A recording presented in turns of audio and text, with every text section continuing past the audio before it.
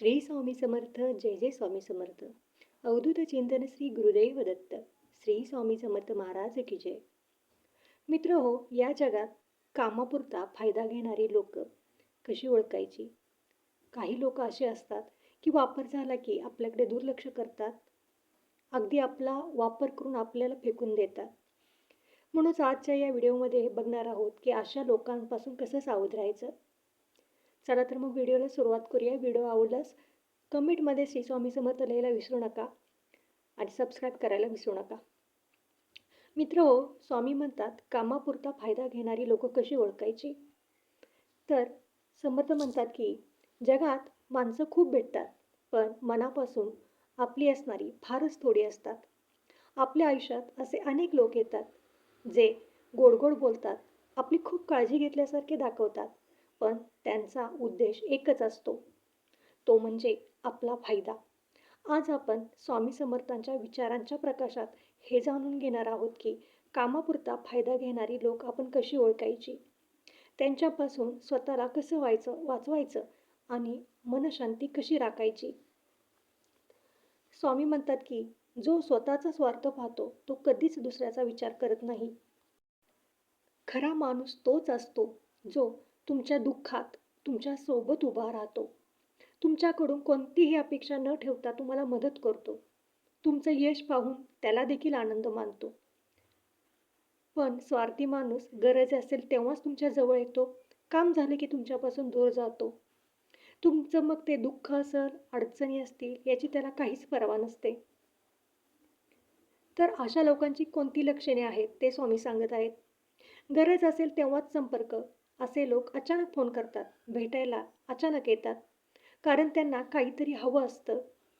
आल्यानंतर गोड बोलतात, पण कृती शून्य असते. बोलण्यात प्रेम आपुलकी खूप कमी असते, पण तुम्हाला गरज असते तेव्हा ते तुम्हाला उपलब्ध नसतात. गरज असेल तेव्हाच संपर्क. असे लोक अचानक फोन करतात आणि अचानक तुमच्याशी गोड गोड बोलायला लागतात. तसेच तुमच्या यशावर जळफळाट करतात, ते तुम्हाला दिसून देखील येत नाही. जो तुमच्या उन्नतीवर दुःखी होतो तो तुमचा नाही, हे लक्षात ठेवा. उपकाराची आठवण करून देणे, थोडीशी मदत केली तर ती आयुष्यभर सांगत बसणे, अशी लोकही तुमची नसतात.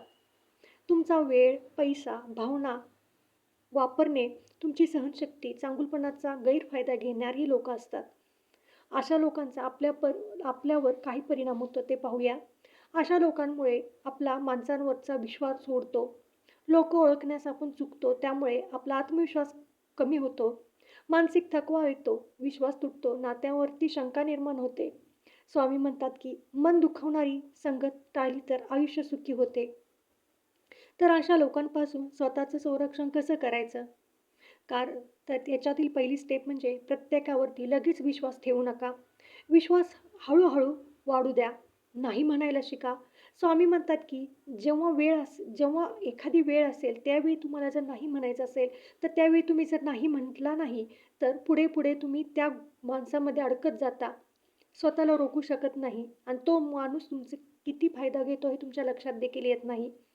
स्वतःचा मान राखायला शिका. स्वतःचा मान राखणं हे काही पाप नाही, त्याची कृती बघा, शब्द नाही. कोण तुमच्यासाठी काय करतंय ते पहा. आणि सगळ्यात महत्त्वाचं म्हणजे स्वामींवरती विश्वास ठेवा. मनापासून नामस्मरण करा, कारण सगळेच लोक वाईट नसतात, पण प्रत्येकजण आपलाच असेल असंही नाही. स्वामी म्हणतात की जो स्वतःला ओळखतो तो दुसऱ्याला सहज ओळखतो.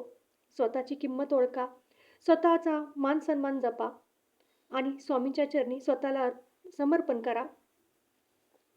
एखाद्या व्यक्तीचं काम करण्यासाठी त्याच्यावरती पूर्ण विचार करा, त्याच्याकडून वेळ मागून घ्या, त्याच्यावरती चारी बाजूने पूर्ण विचार करा, मगच त्याचं काम करायचं की नाही हे ठरवा.